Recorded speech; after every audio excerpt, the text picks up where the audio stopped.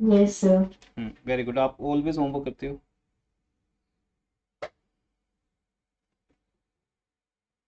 बाकी गरीब लोग भी कुछ मोटिवेट हो जाओ। हम्म, कि आपको भी ऐसा बनना है। कब तक गरीबी में रहोगे? हाँ जी, फिफ्थ क्वेश्चन के अंदर क्या क्या पॉइंट्स हैं देखते हैं। इसके अंदर एक ना इंपॉर्टेंट पॉइंट है, जो यहाँ डाउट भी था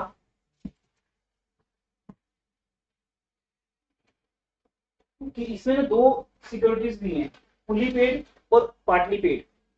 चेक करो,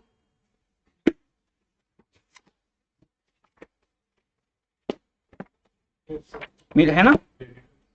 हाँ वही क्रेडिटर्स या सिक्योरिटीज एक ही बात है। तो इसका मीनिंग कोई बता सकते हैं? काजल आप बताओ, आपने तो कर लिया ट्राई क्वेश्चन।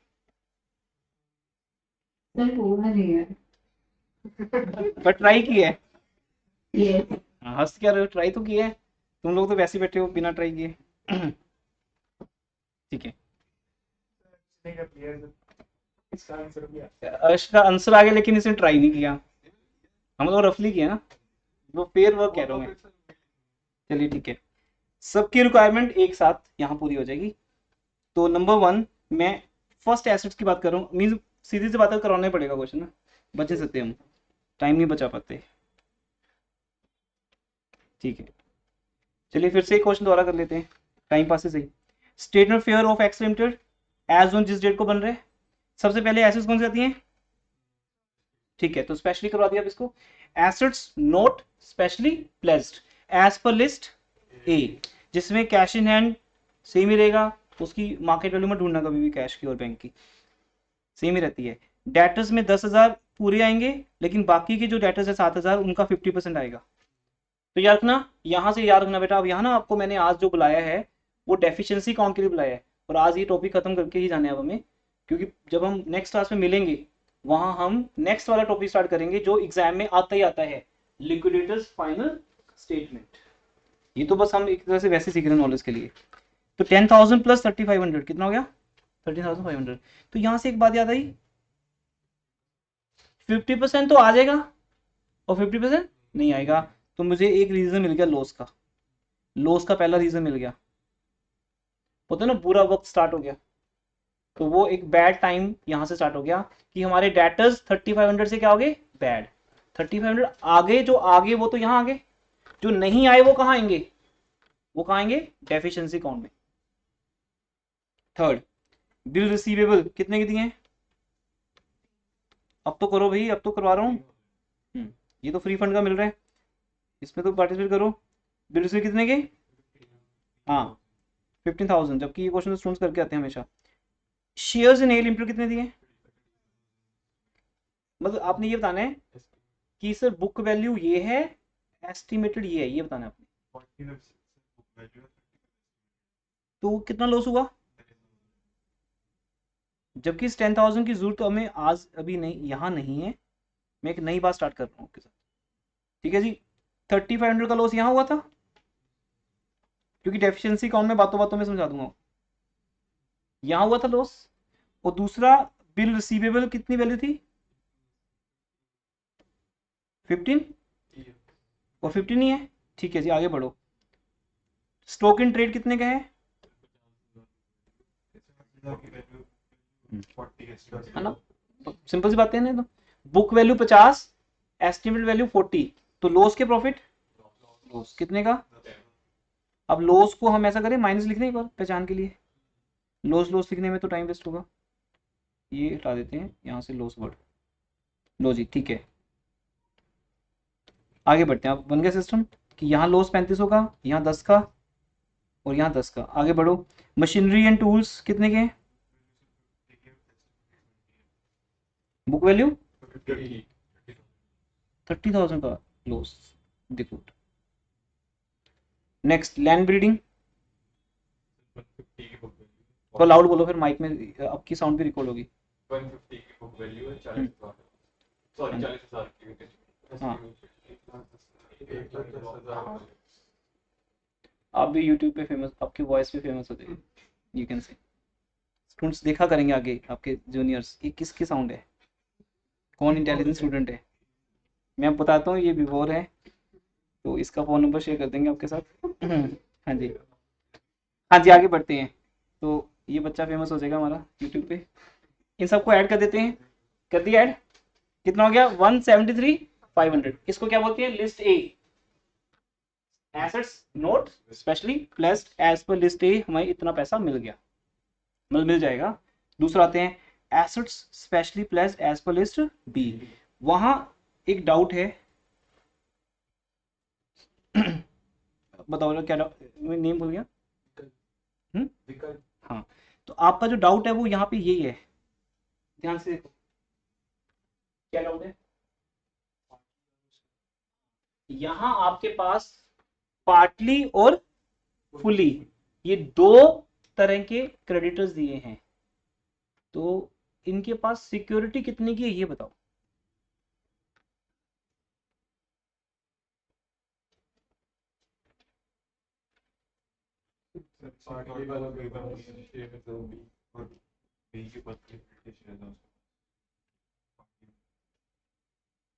तो लाउड बोलो पारस। फुल्ली सिक्योर्ड की वैल्यू गिवन नहीं है, और क्या कहते हैं पार्टली में बी लिमिटेड के शेयर्स गिवन है।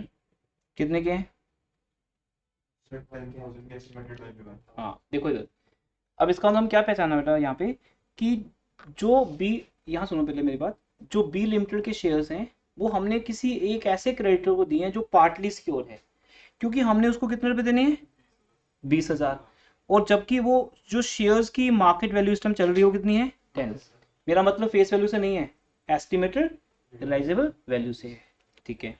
लेकिन जो उसने लिखा है फुली सिक्योर्ड क्रेडिटर्स, उसके बारे में तो बताया नहीं ना, उसके पास कौन सी सिक्योरिटी है।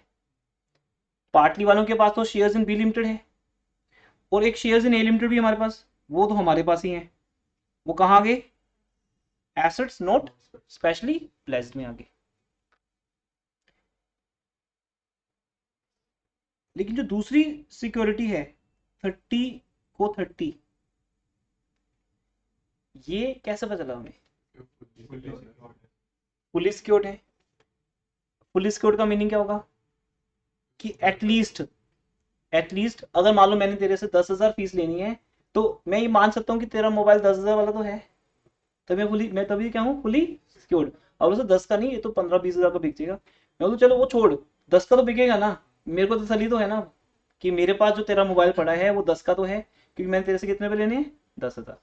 तो 10,000 अगर क्रेडिटर है तो ये आपको अजम्पशन लेनी है कि जो उसके पास एसेट है, सिक्योरिटी है, वो मिनिमम 10 की तो है, क्योंकि 10 से ज्यादा अगर है, सॉरी 30 बोलना था मैंने, दोबारा बोलता हूं, अगर मेरा एक क्रेडिटर 30,000 का है तो एटलीस्ट उसके पास जो सिक्योरिटी है वो मिनिमम 30 की तो है, ज्यादा की भी हो सकती है, कितनी ज्यादा की हो सकती है बताओ, कोई ऐसा कोई लिमिट ही नहीं, तो मैं कैसे लिख सकता हूँ, लिख नहीं सकता, वोट ना, मैं 30 लिख सकता हूँ ना। तो ये आज का मीनिंग है, आज की क्लास का पहला पॉइंट इंपॉर्टेंट है कि अगर आपको फुली सिक्योर्ड क्रेडिटर्स का अमाउंट दिया हो, किसका दिया हो, क्रेडिटर्स का अमाउंट, ये ना बताया हो कि उसके पास कौन सी एसेट है और वो कितने की है, तो 30 की मान लो, क्योंकि 30 से कम की होगी तो वो फुली होगा नहीं। तो मैं इस रिजल्ट पे पहुंच गया ना कि मिनिमम 30 तो है। जैसे आप बोलो सर पास हो गए मतलब 40% मार्क्स तो आ गए आपके, ज्यादा भी आ सकते हैं, पर मिनिमम उतने तो आ गए जितने चाहिए, तो 30 के अगेंस्ट 30 तो है।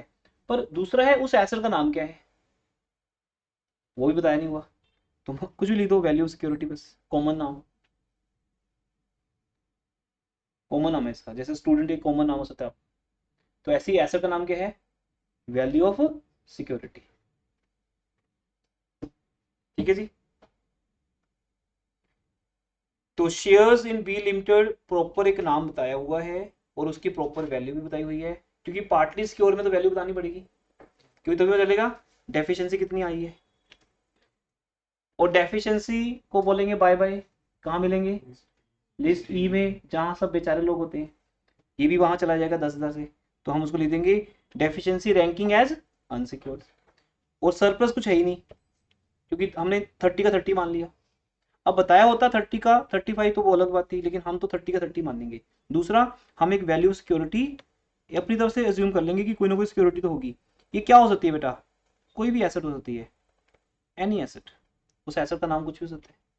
पर अभी उस एसेट का नाम पता नहीं, तो हमने इसको क्या बोल दिया, सिक्योरिटी, क्योंकि हमने वो एसेट प्लेस की हुई है।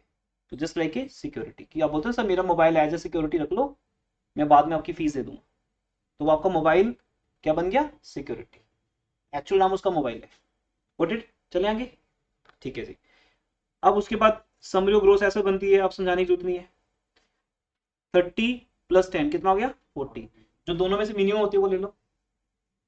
फिर लिस्ट ऑफ ग्रॉस लायबिलिटीज बनेगी, secure creditors list as per list B 40 है, पर इधर हम पे कर चुके हैं।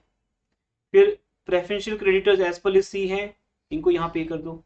फिर उसका नाम क्या लिखना है, 2 क्लासेस में बहुत अच्छे से हम बता चुके हैं, अब नहीं बताएंगे, आपको बस याद करना है।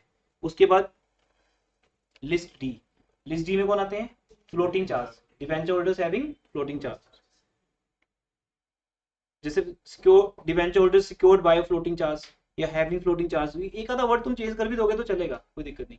As per list D 1 lakh 1 lakh, ये सब पे करके कितना पैसा बचा, उसको हम क्या बोलेंगे, एस्टिमेटेड, बोलो भी क्या बोलेंगे, estimated surplus as regards debenture holder. जब हम डी लिस्ट को क्रॉस कर जाएं तो अब हम बेचारे लोगों में जाने वाले हैं, तो वहां से लैंग्वेज चेंज हो जाती है एज रिगार्ड्स। तो देखो इन बेचारों के लिए क्या रह गया, ओनली 67,500।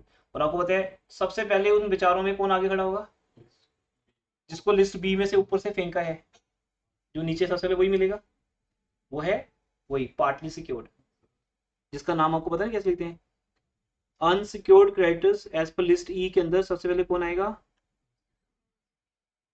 इसके अंदर कौन आएगा, unsecured balance of partly secured creditors, जो कि इस लाइन का पूरा वो लाइन है, पर अब शॉर्ट में ठीक है कर सकते हो, शॉर्ट में इतना भी लिख सकते हो, unsecured balance of partly secured creditors. कौन से 10,000 पता ना ऊपर से, 10 और 20 वाली, क्योंकि 20,000 के क्रेडिटर को 10,000 की एसेट तो मिल चुकी है, बाकी 10,000 से वो यहाँ आ जाएंगे। देन उसके बाद फिर बिल्स पेबल 10,000, अब यहाँ भी देख के बताना कि लॉस है कि गेन है, ठीक है। और अनसिक्योर्ड क्रेडिटर्स का सेम 70, और बैंक ओवरड्राफ्ट और liability on bill discounted same है, ठीक है, क्लियर है। देखो पहले ध्यान से, ये ना 10,000 का बैलेंस, बुक वैल्यू 40 और 10,000 का बैलेंस, हाँ तो वही 10,000 लेंगे हम, 10,000 से क्रेडिटर्स हो गए ना हमारे, ये समझा की बात। जैसे लायबिलिटी ऑन बिल डिस्काउंटेड का अमाउंट कुछ भी दिया हो, उसमें से बैड कितने होने वाले हैं, 10, तो वो आपके लिए लायबिलिटी है। ये होते क्या है पता है किसी को, क्या होते हैं ये, हाँ जी क्या होते हैं, लाइन एक और रीड तो करो, क्या लिखे उन्होंने,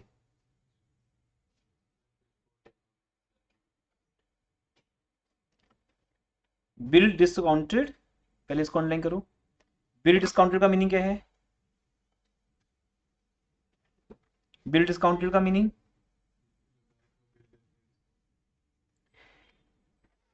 आपको देखो बताया ना अभी, ये जो लेक्चर आज रिकॉर्ड हो रहा है ये आपके पैसे तो काम आएगा आएगा। सोचो जब नेक्स्ट ईयर होगा, नेक्स्ट ईयर जब स्टूडेंट्स M4 में आएंगे, वो क्या बोलेंगे सर हमारे कॉलेज में ना MST में लिक्विडेशन आ रहा है और आप अभी यूनिट 1 पे हो, तो क्या आप हमें ओल्ड बैच में एक्सेस दे दोगे, तो वो लोग आपके बैच में आके पढ़ने वाले हैं।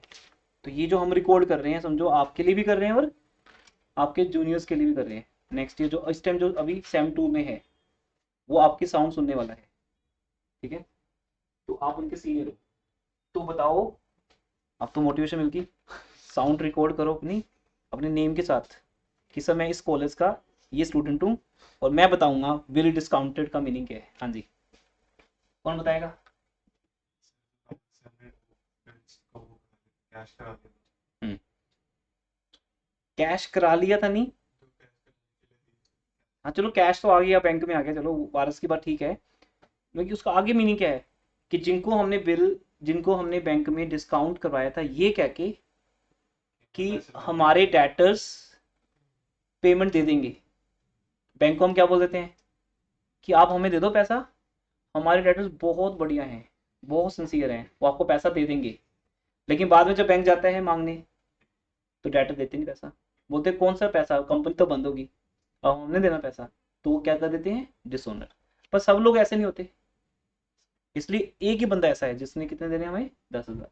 तो हम 40,000 के बिल डिस्काउंट करवा चुके हैं, तो आपके लिए बेटा 40,000 कुछ नहीं है, नथिंग इज देयर, क्योंकि 40,000 तो आपके अकाउंट में आ चुका है। देखो आपने बीआर दिए बैंक को और बैंक ने आपको 40,000 दिया, उसमें से जो 10,000 के बैड डेट्स होंगे, अभी ये भी हुए नहीं अभी, इसका हम एक बड़ा सिंपल सा वर्ड बोलते थे, याद है +2 में, इस तरह की लायबिलिटी को क्या बोलते हैं, क्या बोलते हैं इस तरह की लायबिलिटी को, कंटिजेंट लायबिलिटी। क्या होते हैं, कंटिजेंट लायबिलिटी। तो कंटिजेंट लायबिलिटी जो होती है वो ऐसी होती है जो आने वाली होती है, तो कहते हैं शायद ये 10,000 आ सकते हैं हमारे ऊपर, क्योंकि वो डेटर का लग रहा है कि पैसे नहीं देगा बात करके, तो इसलिए हम इसको एक क्या मान लेते हैं, लायबिलिटी ऑन बिल डिस्काउंटेड। बाकी 30,000 सीन में कहीं नहीं है, क्योंकि वो बीआर हमारे पास है ही नहीं, वो तो हमने बैंक को दे के उनसे पैसे ले लिए, जैसे पारस ने कहा था कैश करवा लिया, ठीक है, 30,000 बैंक को दे दो बीआर, वो आपको क्या दे देगा, कैश, या थोड़ा कम दे देगा। आपके लिए सिर्फ वो बीआर इंपॉर्टेंट है जो मैच्योरिटी डेट पे क्या होंगे, डिसऑनर, ये वो 10,000 है, ठीक है जी। इन सबको ऐड कर लिया, 110 आ गया। उसके बाद आपको पता है कि लिस्ट बन जाती है, इधर लिस्ट बन गई 256 की, हमारे पास जो ग्रोस एसेट्स की लिस्ट थी वो कितने की थी, 213,500, और ग्रोस लायबिलिटी की लिस्ट क्या है, 256। तो अगर 256 में से 213,500 माइनस कर दें तो कितना बचेगा, वो भी डेफिशिएंसी माइनस में आ गया ना ये, क्योंकि एसेट्स कम है लायबिलिटीज ज्यादा है, तो ये एस्टिमेटेड डेफिशिएंसी आएगी, ना कि surplus. As regard creditors list E, तो पहले एज रिगार्ड डेटर, सॉरी पहले एज रिगार्ड डिवेंचर होल्डर्स था, अभी एज रिगार्ड क्रेडिटर्स है। उसके बाद फिर आपको पता है ई के बाद कौन आता है, एफ। प्रेफरेंस शेयर होल्डर्स कितने हैं, 2,000 preference share ₹100 each, fully paid up है तो ठीक है, पूरा ले लो 2 lakh. 20,000 equity share ₹10 each, fully paid up है, list G, list as per list F को ब्रैकेट में, एज पर लिस्ट जी को ब्रैकेट में, टोटल एफिशिएंसी कितनी होगी, 442,500। तो ये क्वेश्चन बहुत इजी क्वेश्चन था, मतलब ऐसा नहीं आप कर नहीं सकते थे, आप ये 442,500 निकाल सकते थे। मैंने ये कहा था लास्ट क्लास के एंड पे, याद होगा कि 5th क्वेश्चन का ये आंसर निकालना है आपको, 442,500। पहले यहाँ तो कोई डाउट है बता दीजिए, अब डाउट भी लोगे। अब हम बनाते हैं एफिशिएंसी अकाउंट, तो बेटा शुरू करो प्रोफॉर्मा, देखिए प्रभु का नाम, डेफिशिएंसी अकाउंट लिस्ट एच बनाइए, स्टार्ट कर। हाँ हाँ सब कुछ ऐसे कोई कुछ हुआ ही नहीं। जैसे मैरिज का फंक्शन स्टार्ट होने से पहले क्या होता है कि शायद ये 4 लोग आएंगे, इस फैमिली में से 3 आएंगे, इसमें से 2 आएंगे, इतना खर्चा होगा, सब कुछ ही वुड भी होता है ना। क्लियर तो कब होगा, बाद में, वो आपको ट्यूसडे समझ आएगा कि लिक्विडेटर्स फाइनल स्टेटमेंट कैसे बनती है। तो लिक्विडेटर की जो फाइनल स्टेटमेंट है वो लिक्विडेशन होने के बाद बनेगी। तो ये आज का लास्ट काम है, हमारे टॉपिक का भी लास्ट है। डेफिशिएंसी अकाउंट बना के, लिस्ट एच बना के हम घर भी जा सकते हैं।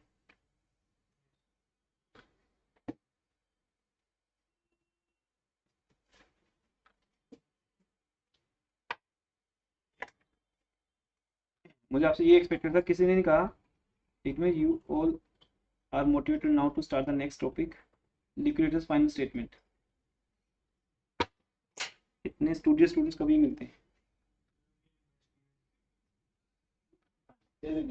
सिर्फ फॉर्मेट बनाना है, और आपने फर्स्ट लाइन लिखनी है बैलेंस शीट, वहां तक पहुंचने के लिए तो बैलेंस शीट करनी पड़ेगी।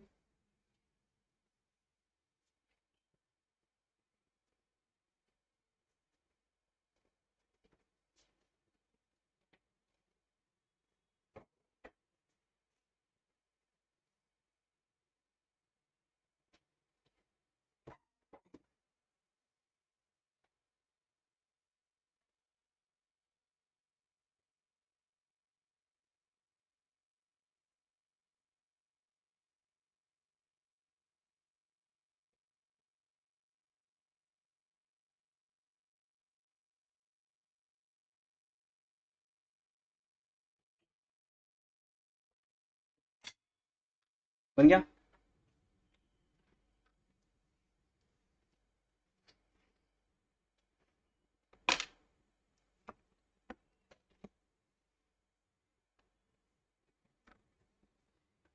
अब देखो फर्स्ट लाइन क्या है, पहले हम लिखेंगे डेफिशिएंसी काउंट, या इसका नाम क्या हो सकता है, सरप्लस काउंट। अब मैं आपको थ्योरी भी करा रहा हूँ, न्यूमेरिकल भी।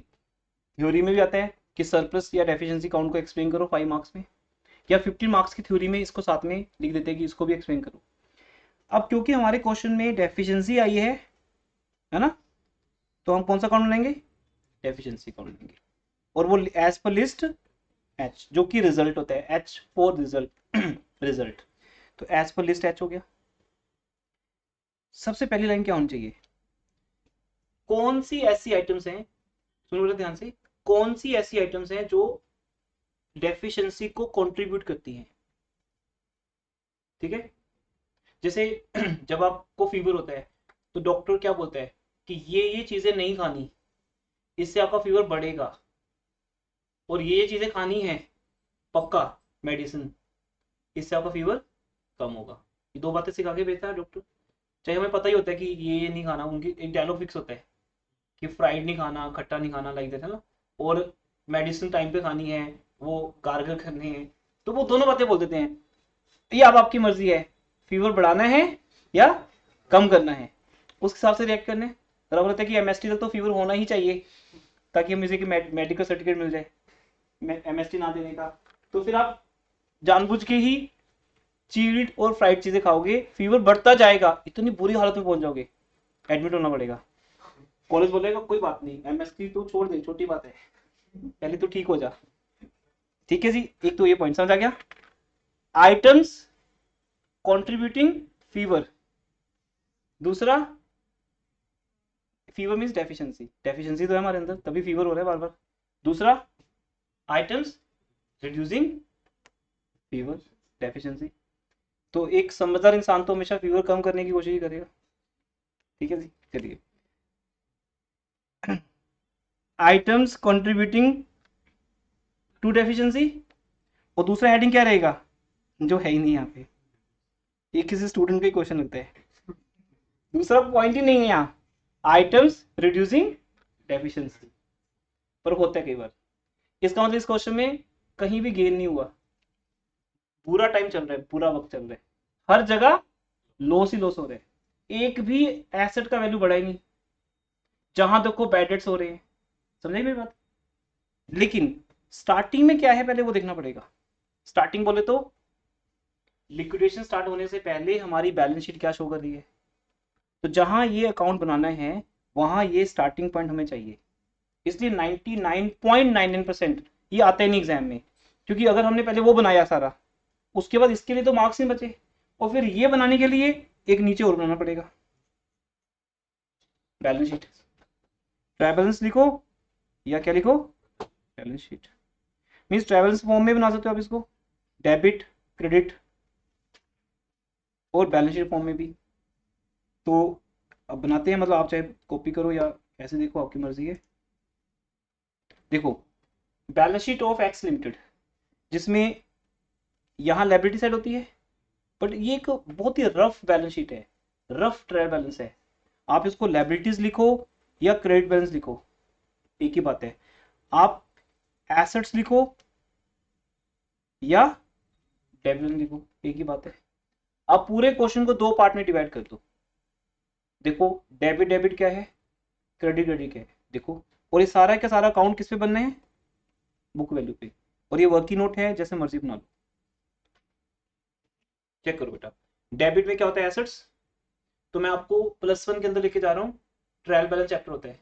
लैंड ब्रीडिंग तो बच्चे क्या बोलते हैं, डेबिट, बड़ा मजेदार क्लास होती है वो। Land breeding debit sir, machinery debit, shares जो हमने खरीदे हुए हैं किसी कंपनी के, एसेट इन्वेस्टमेंट डेबिट।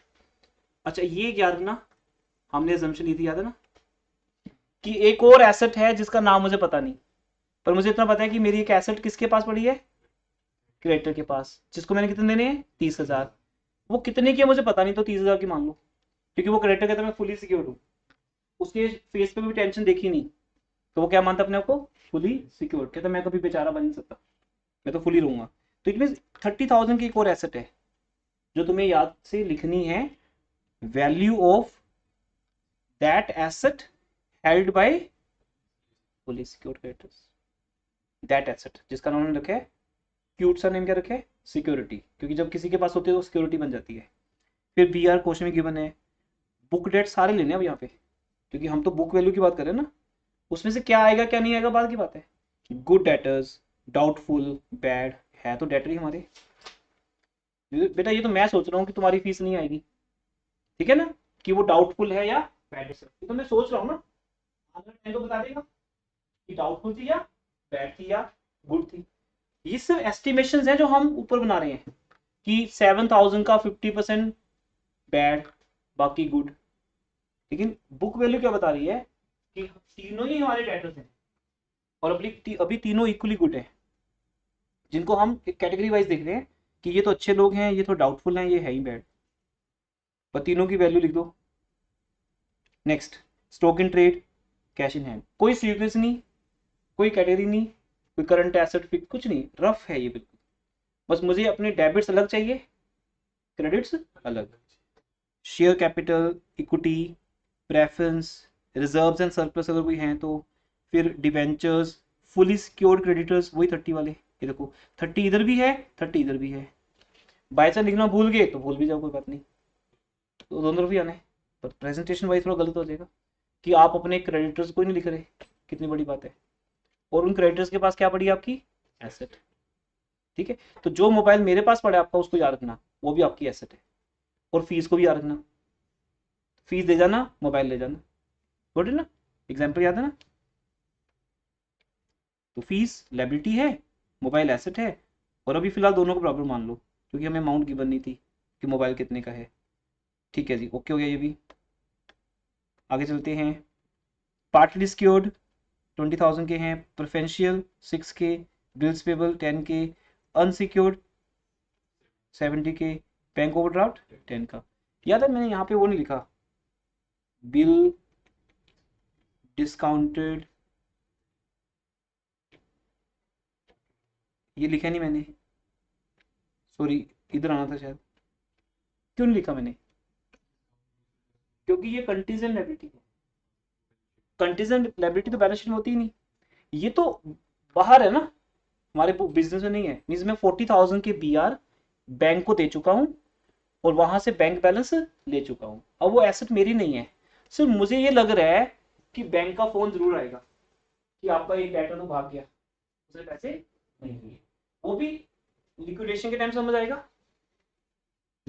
वो भी कब आएगा, लिक्विडेशन टाइम। अभी तो बैलेंस शीट में वो है ही नहीं कहीं, समझ लो ना, बैलेंस शीट किसकी बन रही है, बुक वैल्यूज की बनती है, हमेशा बुक वैल्यूज की है, जो चीजें हमारे पास ऑलरेडी होती हैं उसकी बन रही है। बिल डिस्काउंटेड जो करवा दिए और जो उसमें से डिसऑनर होंगे, ये हमारे अभी कुछ नहीं है, अभी हमारे ये कुछ नहीं लगते, जब डिसऑनर होंगे तब देखेंगे, ठीक है, तब हमारी क्या बनेगी, लायबिलिटी, अभी ये कुछ नहीं है।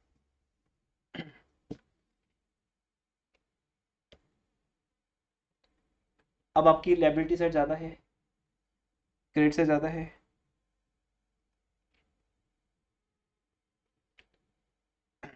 राहुल स्कोर क्या चल रहा है, हाँ जी, फेमस हो गया आप देखो, आपके जूनियर्स याद रखेंगे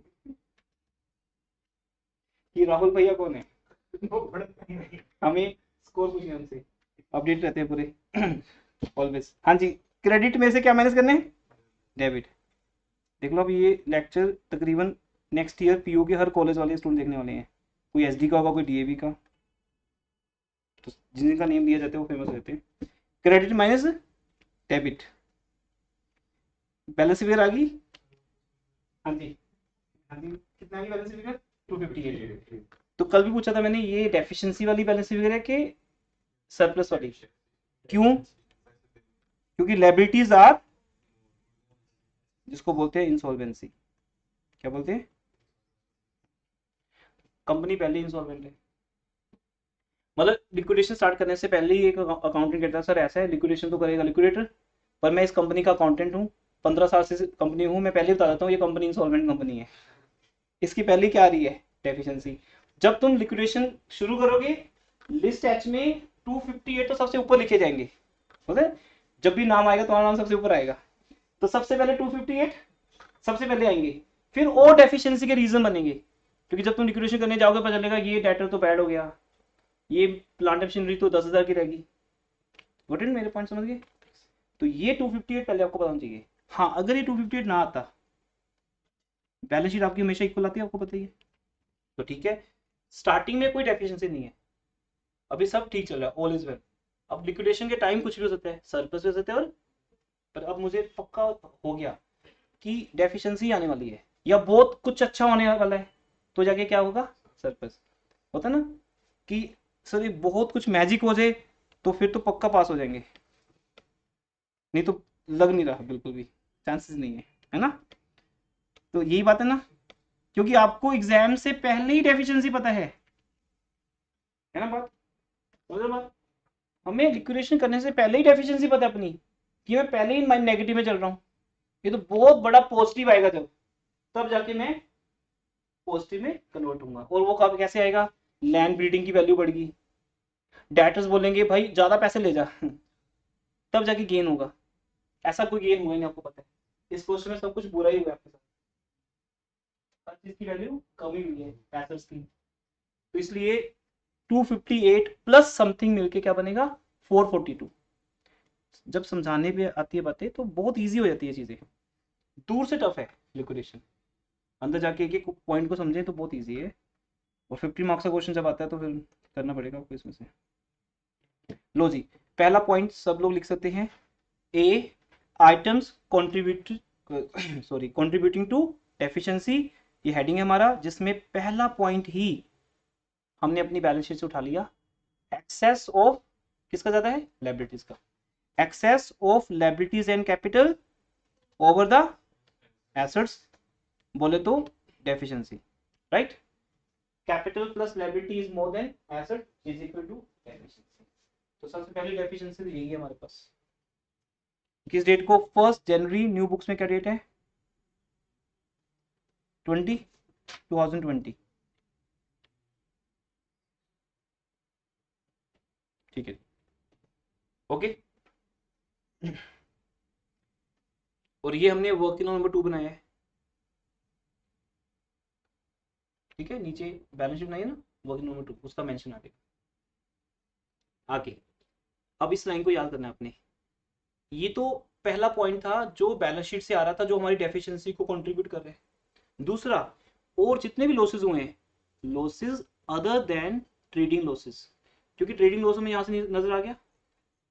मैंने क्यों बोला मेरे एग्जांपल में अकाउंटेंट बोल रहा है, क्योंकि जो हमारे बिजनेस का अकाउंटेंट है वो हमारे बिजनेस का कौन सा लॉस बता रहा है, ट्रेडिंग लॉस, कि हमारी कंपनी पहले ही घाटे में चल रही है, लॉस में चल रही है, वो आपको शो हो रहा है बैलेंस शीट से, क्योंकि बैलेंस शीट किसी भी कंपनी का, किसी भी बिजनेस का एक मिरर है, आईना बोलते हैं इसको, वो सब दिखा देता है।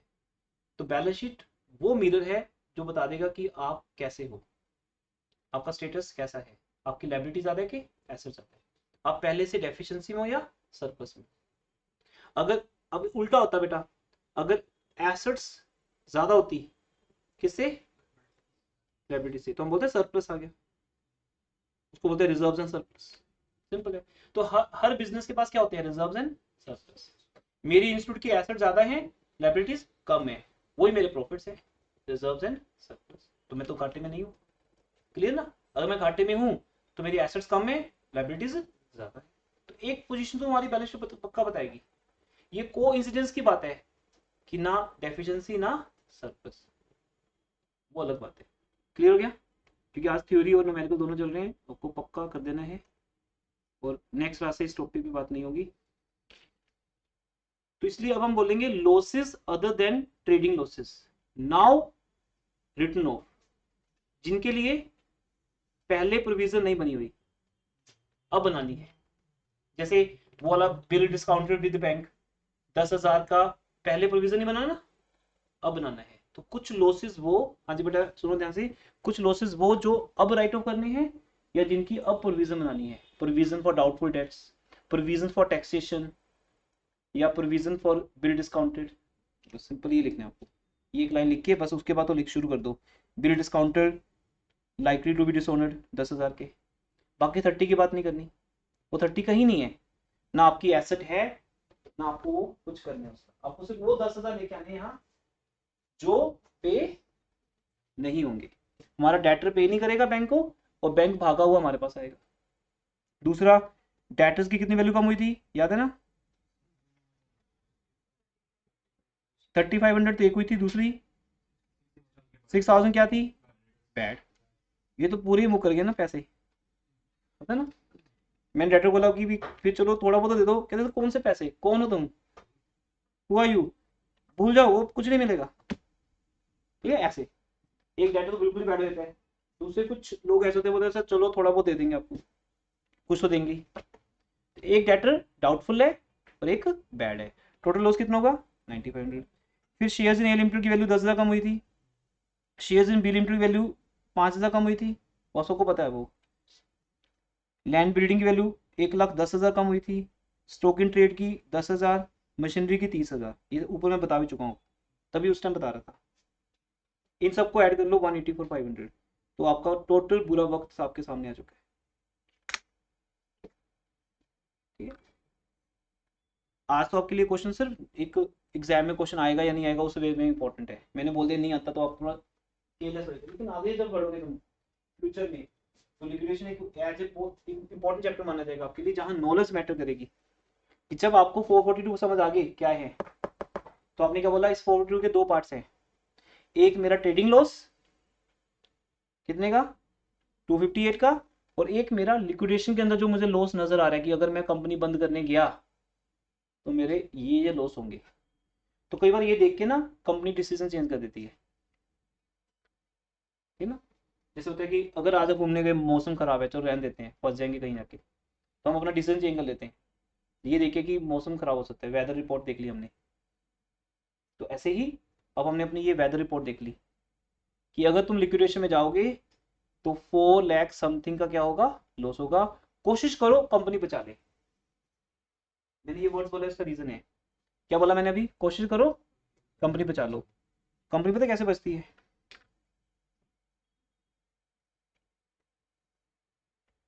हाँ जी, यहां से हम एक नया चैप्टर स्टार्ट करेंगे, नहीं मतलब कहने की बात है, यहां से हम एक नया चैप्टर स्टार्ट कर सकते हैं जिसका नाम है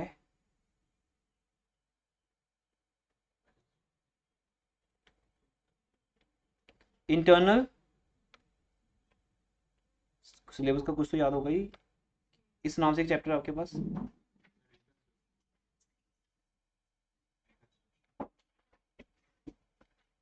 तो जब लिक्विडेशन से बचना हो तो फिर पता ना, मॉस्किटो से बचना है तो फिर गुड नाइट ऑन कर लो, ऐसे ही यहाँ पे है। अगर लिक्विडेशन के लॉस से बचना है, क्योंकि कंपनी बंद करके क्या फायदा होगा, ना हम अपने इक्विटी शेयर होल्डर को पे कर पा रहे हैं, ध्यान है ना प्रेफरेंस को पे कर पा रहे हैं, हमारे बेचारे लोगों को भी पे नहीं कर पा रहे 42,000, तो कोई भी कंपनी को बंद करने की फेवर में नहीं होगा। बोलो कि कंपनी मत बंद करो, क्योंकि कंपनी बंद करोगे तो हम तो बर्बाद हो जाएंगे, शेयर होल्डर कहते हैं हमें तो 1 रुपये वापस नहीं आ रहा, और डिसीजन किसने लेना होता है, शेयर होल्डर नहीं, तो कभी कंपनी बंद नहीं होगी ये वाली। अब यहाँ सेबी आएगा, जब आपको पता है जब आप बहुत प्रॉब्लम में होते हो आप बोलते हो अब वो आएगा वो बचाएगा, पता है ना, जब जब एक मूवी के अंदर आप बहुत ज्यादा फंस जाते हो कि अब तो विलेन ही जीतेगा, तो वहां एक डायलॉग होता है कि अब वो आएगा और वो हमें सबको बचाएगा, फिर हमारा हीरो एंट्री करता है ना, वो हीरो आकर सबको बचा लेता है। ऐसे ही अब कंपनी का हीरो कौन है, कंपनी का हीरो अजय देवगन तो नहीं होता ना कभी भी कि उसने आके सबको बचा लिया, कंपनी का हीरो कौन होगा, सेबी। अब security exchange board of India के जो भी है ना पर्सन है, एग्जीक्यूटिव्स हैं, वो आएंगे, ये बड़े एक्सपर्ट लोग होते हैं, मतलब जैसे आप बहुत इंटेलिजेंट स्टूडेंट निकले अगर कॉमर्स के, तो आपको सोचते थे सेबी में जॉब मिल जाए और आपको 40-50 लाख का पैकेज मिल जाए साल का, तो सेबी में जो लोग होते हैं वो बहुत एक्सपर्ट लोग होते हैं, पर वो लोग वो होते हैं जो कॉर्पोरेट काउंटिंग एडवांस काउंटिंग को बहुत इंटरेस्टिंग तरीके से पढ़ते हैं, मास्टर लेवल पे जाके पढ़ते हैं, वो बहुत एक्सपर्ट लोग होते हैं, उनको सारे प्रोविजंस पता है। और जैसे मुझे इतने साल का एक्सपीरियंस है तो शायद मैं जॉब ट्राई करूँ अगर सेबी में मुझे मिल जाए, तो मैं सारे लॉज याद करके बैठा हूँ, ऐसी चीज़। ये वो लोग होते हैं जिनका काम होता है कंपनी को बचाना, मतलब मेरे 40-50 लाख उनके लिए कुछ भी नहीं, जैसे मैं आपको 500 रुपये दूंगा, मेरा 5 लाख का काम कर दो, है ना, तो जो 5 लाख का काम करेगा उसको 500 रुपये देने में क्या हर्ज है, ऐसे ही अगर तुम एक बड़ी कंपनी को बचा लो तो आपकी सैलरी है, तो सैलरी वहां आती है। वो कहती है डोंट वरी, मैं हूं ना यहाँ पे, मैं क्या करूंगा अब, मैं आपकी कंपनी को फिर से तोड़ के बनाऊंगा। कैसे बनाऊंगा? फिर से तोड़ के बनाऊंगा। उसको बोलते हैं इंटरनल रिकंस्ट्रक्शन। इसलिए बेटा ये जो आपका यूनिट 2 है ना, जिसको हम एडवांस काउंटिंग एक्चुअली बोलते हैं, वो एक्चुअली एडवांस काउंटिंग है। इसमें कुछ वर्ड्स हैं, internal reconstruction, external reconstruction, absorption, amalgamation, liquidation, सारे एक जैसे वर्ड्स हैं। कंपनी बंद तो लिक्विडेशन, कंपनी बचानी है तो इंटरनल रिकंस्ट्रक्शन, अगर किसी के साथ हाथ मिलाना है तो अमलगामेशन। फिर सैबी देखेगी कि तुम्हारे अंदर कुछ है या नहीं है। कंपनी अब सैबी बोलेगी देख मैंने पूरा देख लिया, इस कंपनी को कोई भगवान भी नहीं बचा सकता, कुछ है ही नहीं इसके अंदर। मान लो एक बंदे की सारे जैसे होता है बॉडी पार्ट्स, जैसे किडनी की प्रॉब्लम चल रही है, उसको डायबिटीज भी है, डॉक्टर बोलते हैं क्या बचाएं, किसका ऑपरेशन करें, इस बंदे को नहीं बचा सकते, होता है ना, ऐसा एक लेवल होता है। तो कंपनी बोलती इंटरनल रिकंस्ट्रक्शन तो पॉसिबल ही नहीं है, ऐसा करते हैं इसको किडनी दिला देते हैं किसी से, डोनर मिलता है ना। तो फिर वो क्या करते हैं, अमलगामेशन में आ जाते हैं। ये आज का लेक्चर नहीं था बट टाइम था हमारे पास, तो मैंने थोड़ा सा इसको घुमा दिया कॉन्सेप्ट को, ताकि आपको ये समझ आए यूनिट 2 क्या है, क्योंकि यहाँ बहुत अच्छे समझ आएगी। 442 से कंपनी लॉस में है, तो या तो इस कंपनी को इंटरनली क्या कर दो, रिकंस्ट्रक्शन। वो कैसे होता है वो तो चैप्टर सिखाएंगे, बड़ी इंटरेस्टिंग वे है कि कंपनी अंदर जाकर क्रेडिटर्स को बोलो क्या तुम अपना क्लेम छोड़ सकते हो, वो मान जाएंगे, बोलेंगे नहीं छोड़ेंगे, ठीक है फिर लिस्ट ई में आ जाओ। यही बोलोगे। जैसे तुम्हें बोलूँ कि क्या तुम अपने 10,000 छोड़ सकते हो बेटा, तो सर नहीं, तो ठीक है वैसे वो हम दे रहे हैं, क्योंकि वैसे भी क्रेडिटर्स को नहीं मिल रहा, देखे ना आपने लिस्ट ई के अंदर सब बेचारे लोग होते हैं, उनको बोलो कि तुम अगर नहीं भी छोड़ोगे कंपनी बंद हो जाएगी, और जो तुम्हें थोड़ा बहुत मिलना होगा वो भी मिलेगा, इससे बेटर तुम हमारा साथ दो, कंपनी को चलने दो, कंपनी को बंद मत करवाओ, और तुम अपने 10,000 में से 4,000 का क्या दे दो, डिस्काउंट दे दो, कंपनी चलेगी इससे।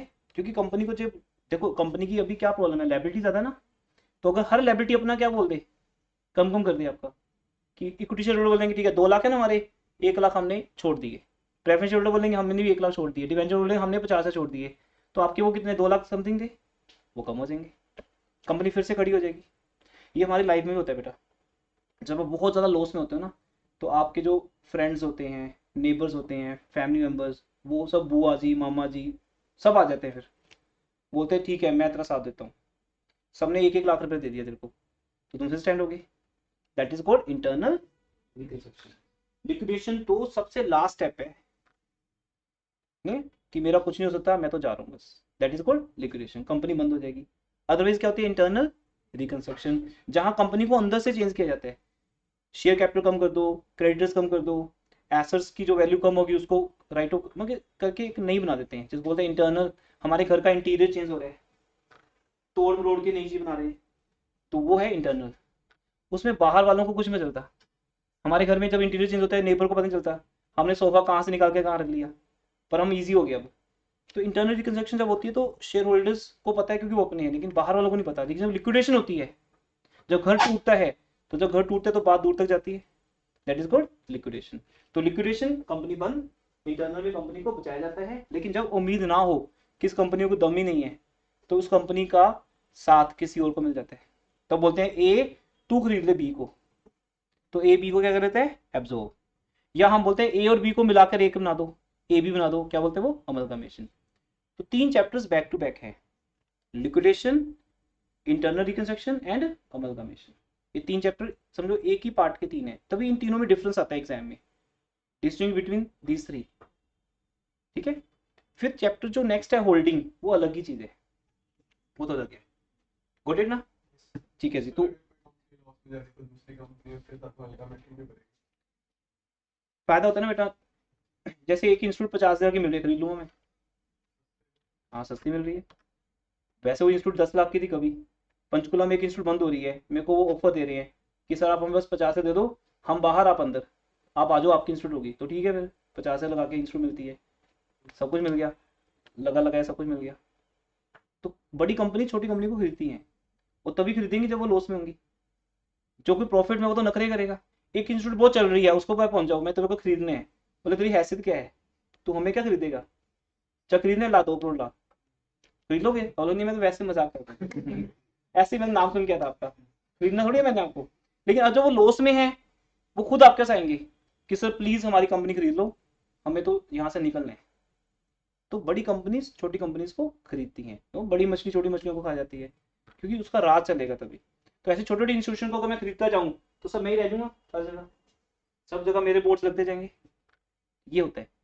तो सेबी ना ऐसी बड़ी कंपनी को पूछती है, जैसे मान लो हमारी कंट्री की बड़ी कंपनी टाटा है, रिलायंस है, उनको बोलेंगे क्या तुम इसको खरीदोगे? बोले हाँ खरीद लेते, बताओ क्या फायदा होगा? फिर सेबी उसका फायदा करवाती है, सब चलता है। ठीक है जी, तो अब आपका ये टॉपिक ओवर हो गया यहाँ पे, और यहाँ से जो एक मेन बात समझ सकते थे वो हमने समझ ली। डेफिशिएंसी जो है 440 to 500 को प्रूव कर दिया, ये डेफिशिएंसी काउंट है। और होमवर्क में से 2 क्वेश्चन आपको करने मेरी तरफ से कंपलसरी, सेकंड एंड फिफ्थ जो मैं करवा चुका हूँ, क्वेश्चन 2 एंड 5। क्वेश्चन 1, 3, 4 आपकी चॉइस, आप करोगे तो मैं आपके डाउट्स ले लूंगा, नहीं तो बहुत इजी क्वेश्चन है वो। स्कोर क्या हो रहा है? हाँ जी, चलिए आगे। यहाँ से अब हम बात करेंगे नेक्स्ट क्लास में, क्या टॉपिक होगा हमारा? ठीक है, ओके जी, क्लास ओवर कर रहे हैं, एनीथिंग एल्स? ठीक है, फन चलता रहता है, डोंट माइंड।